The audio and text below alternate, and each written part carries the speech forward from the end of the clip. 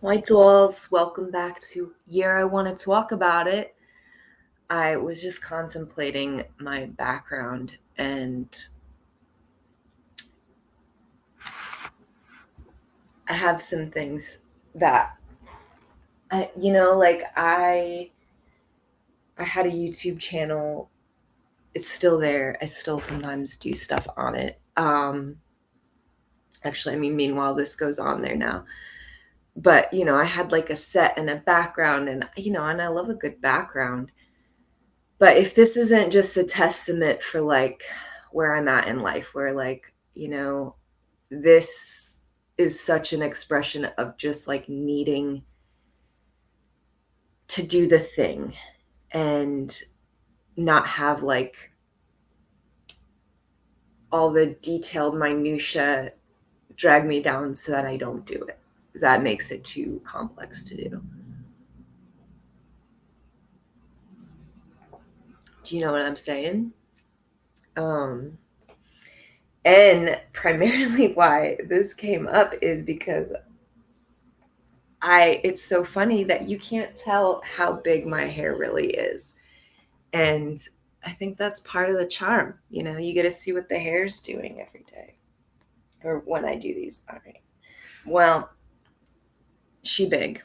She bigger than you would know. There's like there's like 2 inches that you can't even tell because of the sunlight. Anyhow, I'm sipping on some black rose tea and honey. And okay, let's get into this. I've been trying to find a daily practice that feels accessible and sustainable for me and also, moves some shit out of me or around or, helps me put some of the grief, some of the hard stuff down or just rearrange it, hold it in a different way. And so I've been doing this. I've been going on this website, which I found from a Substack blogger who does, I will link it below, both the website and the Substacker who I found it from, who just does these like roundups of websites. And usually I end up with one or two that I like incorporate into my life because they're really cool. And this is one of those websites. The other one is a word association game, which I will also link in case you're into those. And it's called Noun Sense. And it also makes me realize I'm like, yeah, my brain's pretty different, but then similar, whatever. We come from the cultural seed, whatever. And okay, so this website called For the Words, and it like gamifies writing. And so you're battling these different monsters and they have, it's like word counts and time frames. And then you get certain points, you fulfill certain quests. You get to, decorate your avatar. This girl loves to do anything doll dress up related. Like you can take that out of the human, but you can't take the human out of that. Right. And so I have been going on there and just like free writing. And I've also been kind of thinking about, I recently encountered Lee Harris energy worker, musician and channeler, and I found him through Pam Gregory on YouTube. Again, we'll link it. And also, if you're seeing this video right when I post them, I'm usually like, there's usually a lag because I don't fully know what I'm doing and I'm just absolutely winging it. But so like it'll post the video and then I'll be like editing the description, the show notes, which will pop up after, I watch the video through, see what I said to link, and thusly link it. And and for that reason, the lists are usually in chronological order. So if you're like, what the fuck is this? Because like last one, there was a whole thought thread that I did not connect. But then if I connected in the show notes. So just FYI, if you're looking for that stuff, I do end up putting it. It just might be delayed from depending on when you're actually watching it after I post it. So, the channeling, I'm in the last like year 2 years, after my engagement, move out, breakup, I've pretty much written every day. And after not having written for years, I mean, and like little stuff, when I was trying to process some hard, stuff of like not realizing you're in a narcissistic relationship, and that it's abuse. And like, so, I would write when I would have, just like, what the but not, definitely not daily, not kind of reflective, definitely not songwriting. So, oh, okay. So I'm like, this seems like a pretty already natural part of my process of like what I've been doing for the past couple years daily. And like when I was staying with my girl Lil, like, Tegan would be on my lap, we'd be outside, I'd be writing, I'd be smoking, like the trees, her beautiful yard, like it it did become this time that I would be with Tegan. And even like moving here, no matter where I was, that did become like the thing. It was a natural ritual for me. So, and I just hadn't really fully, much like, accepting that I'm a prolific writer. It hadn't really dawned on me till recently when I've been trying to navigate like having a daily practice. And spoiler, I already had one. So all this to say, I'm clearly like, like the free write is what happens regardless. But then I started thinking about it in terms of channeling, and like, do I feel like it's, and see, and it's the thing, for the most part, I'm like, this isn't any like necessarily higher, I mean, maybe higher self messages, but it doesn't feel like, like Lee channels the Z's, which is kind of this like amorphous entity that is made up of different other entities that provide him with insight and information and like stuff from the universe. I'm here for, like we're doing this genocidal dystopia. Like yeah, tell me more about the Z's, channel that I want to, yeah, I'm here for it. And I've been arriving at this idea, even with like tarot and like the divination tools, of that it's such a different experience and rhetoric around you being the source of the power, you being the source of the answers, you being the source of the redemption. Like, instead of religion making it, God and his only begotten, like, and some other white men, and,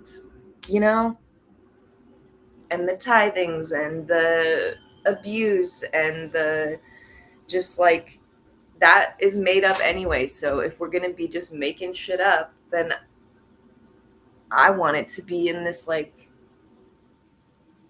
higher self realm and quantum, like I'm here, I saw What the Bleep Do We Know? I have the movie ticket to prove it. I saw it twice. I was obsessed with that movie in college, and for a good reason, because it brings up so many different concepts that make a lot of sense, especially Dr. Masaru Emoto's messages from water, and like that shit just like resonates. It makes a lot of sense. And even if it's that we just believe it, and then that's what makes it matter. That's the only reason religion exists, because like some other people conned you into the cult of believing. um so why not just like believe in yourself then? Okay, so this writing for the words, and so all of that to say is like, I don't know that I consider it channeling at this point. I think maybe some kind of stuff comes through at certain times where it doesn't feel like my voice. And so I'm interested in kind of exploring that not my voice part. That's a little thread. And then, but for the most part, I'm using this for the words to work out like thoughts. And so what came up for me yesterday is so Moon Kitty is just going ham on my desk, and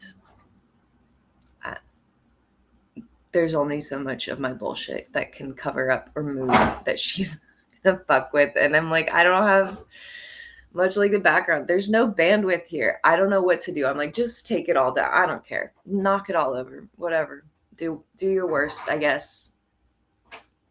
We'll deal with the aftermath, which I don't love. I want to be proactive, but I'm out of spoons here. Okay. So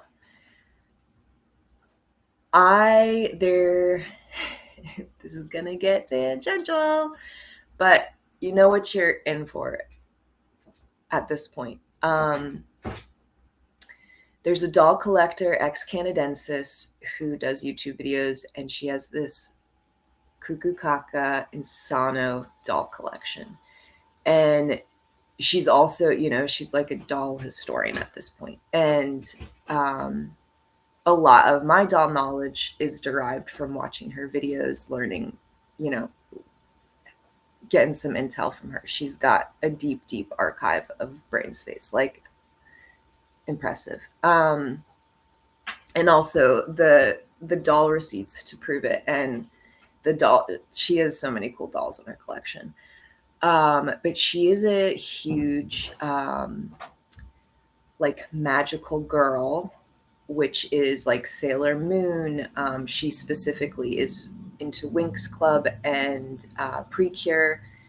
And so the magical girl archetype is that you, I will do the fan wiki so you can get all the deets. That like a creature companion usually helps her, and like a dicey situation forces her magic to show up. And then, so there's like a nexus event that the magic shows up and she transforms or like has the power. And there's always like these transformation sequences, especially like when the power is gotten and there's like some kind of artifact. I keep going like this because there's like, lockets and necklaces, or, there's all these different things. And I just thought, I'm like, oh my God, mine would be a fanny pack or something.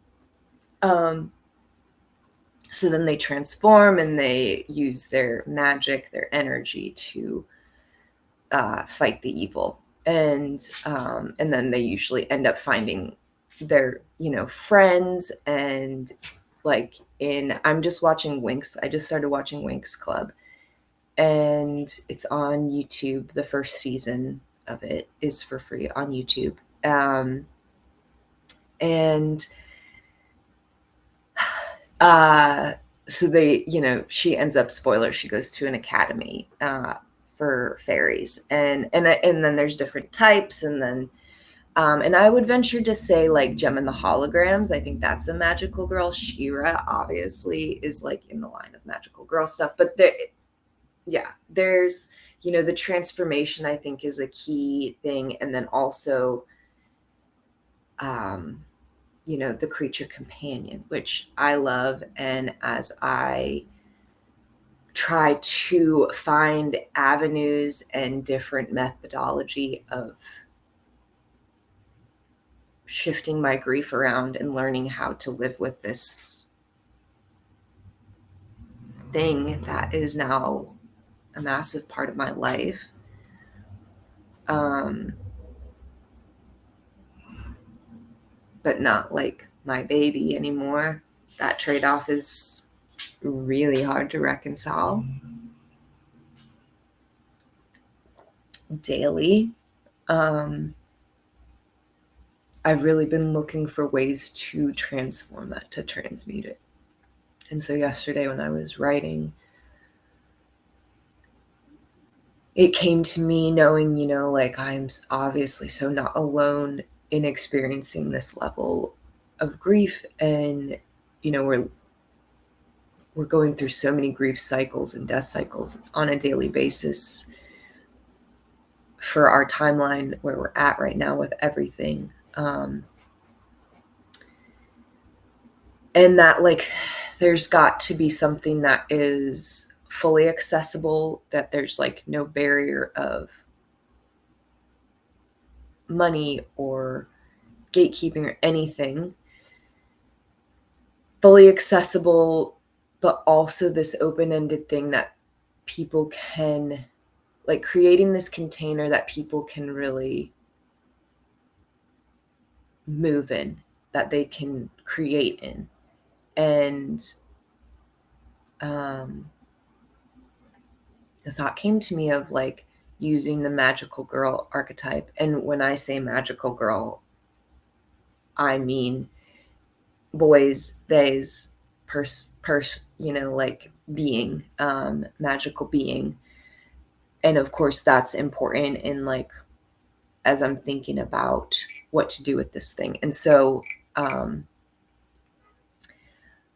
had this idea of what if I create this workshop, this course that you basically like you create your own magical persona. And so you have your companion, your creature companion, which, in my mind, because this is where my point of reference is that specific around pet death. And I think because that companionship is in our society so dismissed, as like get another dog, get another creature, like replace them, as if that was even a remote possibility. I also have like a running list going of things you should never say to people when they're grieving, right? And we don't know until we know, but like that is absolutely not it. And please, people, stop saying that. It's not helpful for anyone, and it's super trick. I mean, I couldn't even like just say it in general without it just. It's not it. And I'm not saying that that's, obviously that does work for some people, but it doesn't, it's not taking somebody to say that to them. They're going to know.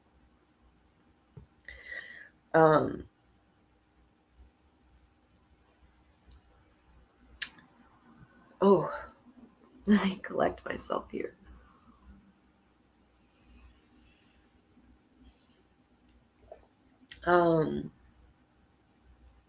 So to be able to create a new world for yourselves, where you get to be together again, and it also gives you kind of this, when people are like, oh, they're still with you, they're always still with you. And as much as I believe in energy and energetics and like the ethereal spirituality of it all and reincarnate, as much as I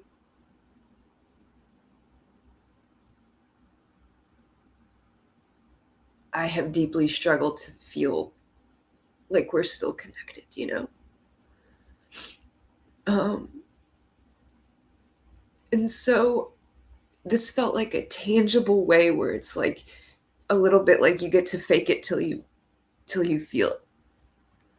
Or maybe you don't, but like then you have this kind of way of thinking about it where you get to like have a continuation, you get to have a new book, you get to have this alternate universe timeline where you're together.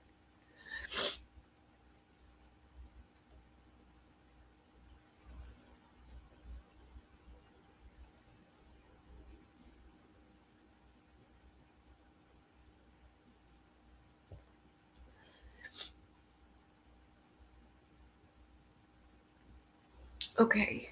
um and also just because I need to distract myself a little bit, um I had procured this. Someone left it at the bar,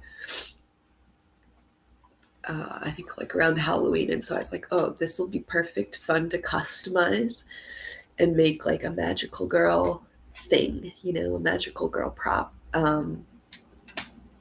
Pretty cool, right? You never know, and this is why like I just have hordes of trash because I'm like, but that could be something. Like I see the bigger picture. Um, and the other thing, I'm showing you a work in progress because I'm really trying to distract myself here. Not because I'm ashamed of crying, but I'm also just like, I'm trying to get the thing out. At the same time, I'm such a mess. Um, but so I'm also like, I want to do some big magical girl eye dolls. And this is my just fuck around and find out she's going to get her face wiped and I'm going to start again. Because I have some new ideas. And after watching some more magical girl stuff and like, but like I've always really loved to draw and paint eyes. And the doll canvas for me just really, again, like so many things that I've always loved coming together, and I'm like finding a way to connect all the threads, which is very satisfying. And this is no this is no different. This is right in that vein. um because like the doll lines, the potential for creating doll characters are just endless. And I'm also like, I want to see what other people fucking do with this, because I don't know, it just feels like a nice container where you get to have like a playfulness and an exploration, but being able to like give these heavy things kind of this personification in a way that then allows you to like do something about it, even if that's only in this kind of magical thinking, this magical realm. But so like having like creating your villains and like being able to kind of delineate what that behavior is, because in all of these shows, right, they're for kiddos and they're trying to teach you core values and like um how to like come up in the world and trust and discover and have confidence and build friendships and um, face the hard things, right? Um, and so to be able to kind of have this framework, this little template to work off of. And I had asked my pal Angie, I'm like, were you ever into like magical girls, Sailor Moon or anything? And she was like, it was like too, I think she said something about like too repetitive, too cutesy, too kind of like a little pandery, maybe, is my interpretation of what she said. And I don't think she's wrong. But I think we have very different thresholds for like that shit for sure. Um, and so, but then it made me think, I'm like, well, those things that you feel resistant to, much like in life, but like out of the archetype of this world, this magical person experience, that's the stuff that like you get to kind of unpack and make different in your own magical world, you know, that you are building. And so having that, like, you know, it wouldn't be repetitive, I imagine, if Angie made her own. And, you know, they might be all like gore themed or horror themed, or, you know, like there would be a, you know, it wouldn't be frilly and girly and like the pastel colors, because there is such a specific color pattern that they tend to be in.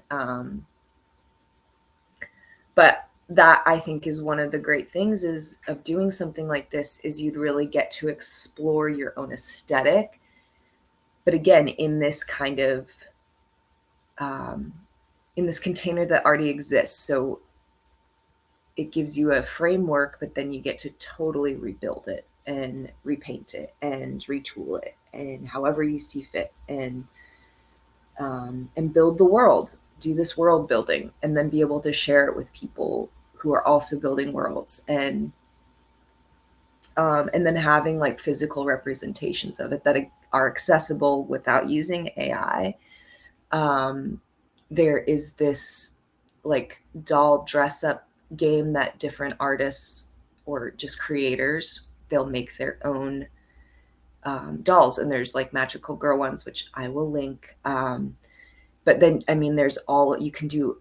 You can search for all kinds of things to like customize and make. So, you know, that would become like your way of creating your avatar, unless you want to like you're inclined to do that from scratch, or you want to hire an artist to do that. But so like there's like tangible points of being able to construct all of this, that again, because the accessibility is important in all aspects. And so yeah, that was my big idea of just creating this workshop, and thusly hopefully like a little community. And, you know, and I think again, the accessibility part of it, I would want it to be online, and maybe there's like in-person groups if you have enough people in your area, you know, where we get to connect, start building communities, and based, you know, on our, we're all coming there as a means to process some grief that we can't seem to process, and we don't need to process on our own. Like, we're not meant to do this alone. We're meant to be in community, and where we are at now is by design, and but now we get to change the design, because this is not, I mean, this isn't how I'm gonna live. It's just not.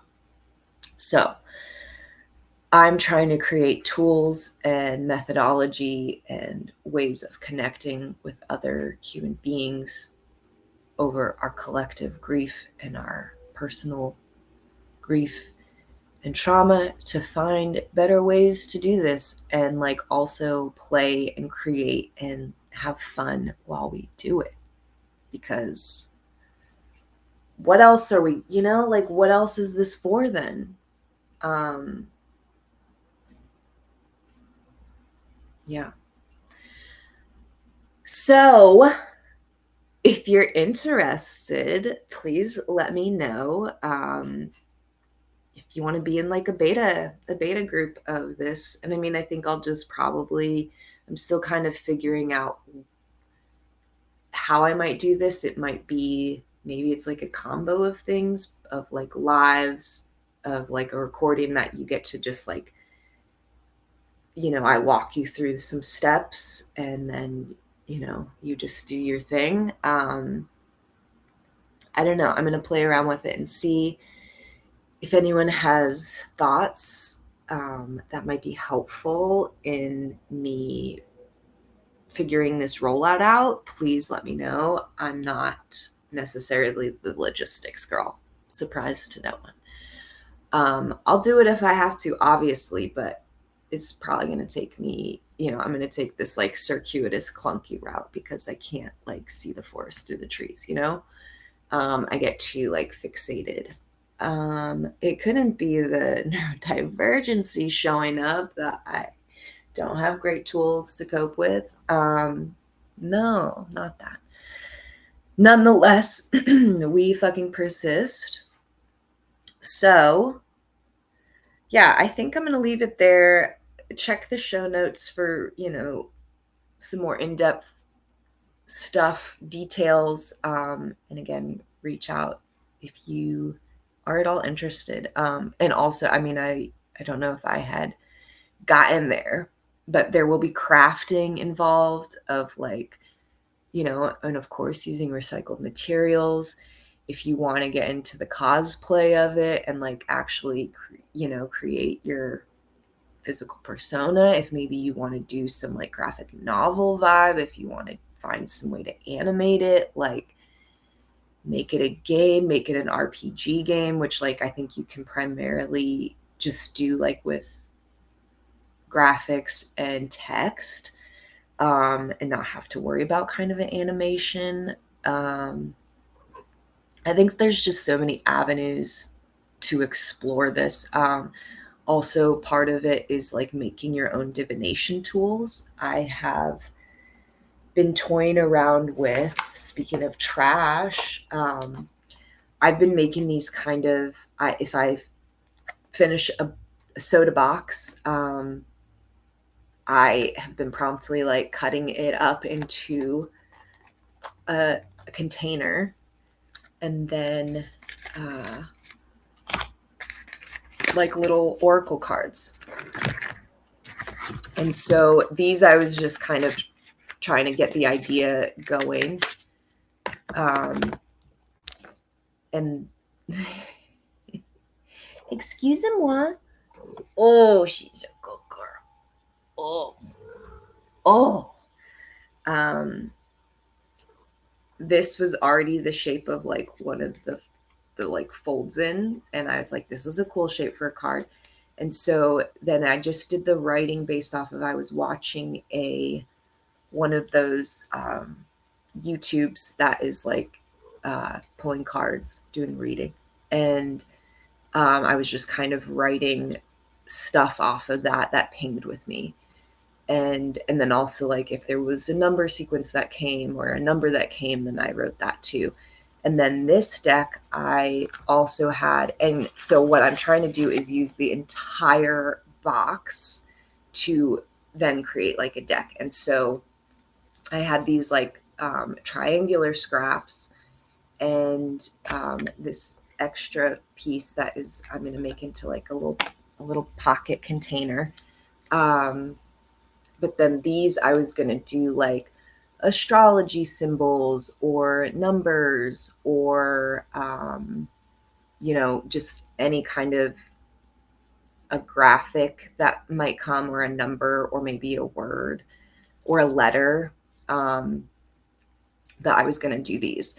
Because a lot of times in these readings, certain readers they'll also like pull charms. They're pulling from different decks. You get a cool variety. And so I thought that would be a cool way to incorporate some numerology and some other like symbols of divination, some stuff to work off of. And also the blood orange, because I really like that band. And then, customizing them, I like wrote open the door on this, because that really felt like the theme of this deck when I was making it. And let's see, I think I have the other one over here too. This is the one that I oh yeah. And so like here I have like the leftover scraps that I have to use for this one. This one isn't quite finished. It was very much like, yeah, just fucking around and finding out. But this is like the lid, and I like did a little weave pattern because I like the weave. And then this is the little bottom. You can see like the soda pull tabs there. And that is so like you can push those out and pull out all the cards. These I haven't done any stuff on yet, and I think they'll just be words. We'll see. But yeah, and I just kind of figured out like a general size that things kind of maybe were already in, or like that I would get the most bang out of. And then I did a little paper cutter and cut these all to size. And even though, you know, like all the backs are different, it's because it's all kind of, you know, like I'm not going to be memorizing these. Like, I don't know. I think it matters a little bit less like in tarot, or, you know, you kind of want it to all be the same back so that you can't like tell the difference in the cards. But also like these are our own divination tools, and like at the point that you need something else to fulfill, like if you're learning tarot specifically, then you know, like it's a different, I don't know. This is just for your purposes of like channeling your higher self and making connection between your higher self and your current self, you know? Just tools of divining your own truth, right? So you get to decide what that is. But there's also, you know, you'd have your choice of like what divination tool speaks to you, or like if you, there, I also found this list of all these different types of divination. And there's like a dust, you know, like you divinate from dust, obviously tea leaves. So kind of seeing what feels resonant for you, or like your magical persona.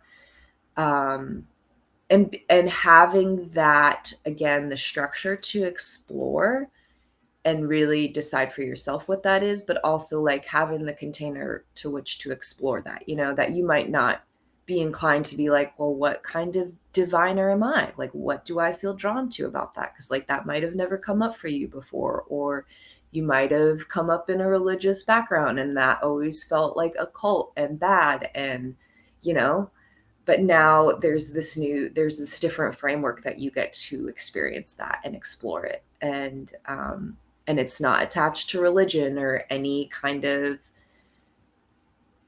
you know, despite being divination tools, it's like the only thing you're divining is yourself. Like this is not about anyone else or anything else, not about an entity outside of you, unless, you know, if that feels like a thing you want to explore, all the more. But like the whole thing is like you are creating like your own truth compass for yourself, your own way to reflect back the things you need.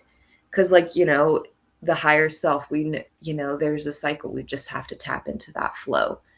And this is a big part of like the magical persona being the vehicle for which to tap into your truest flow, your truest self, and also have all the space to explore what that might be, and not have to be locked into it, you know, that you get to create as many magical personas as you want, or like, you know, yeah, just whatever feels good for you. You are the compass. So yeah, lots of ideas, and hopefully some ability to like at least make the first few kind of things come together and like catch a pulse and see where it's at. But I do think about, even just for myself, it really, it already feels like, oh yeah, this feels like a cool project, a cool thing that I want to embark on. And also definitely somewhere where I can transmute and find a different way to shoulder this grief, you know, throughout the rest of my life. So hopefully that resonates with you. And yeah, stay tuned, Dwellings, stay tuned. Until that time, don't let nobody shame you. Please don't shame your beautiful self. I'm here. We're here. We're probably queer. And I'm so happy to spend this time with you. And I really appreciate us being together. And I can't wait to see what we do next.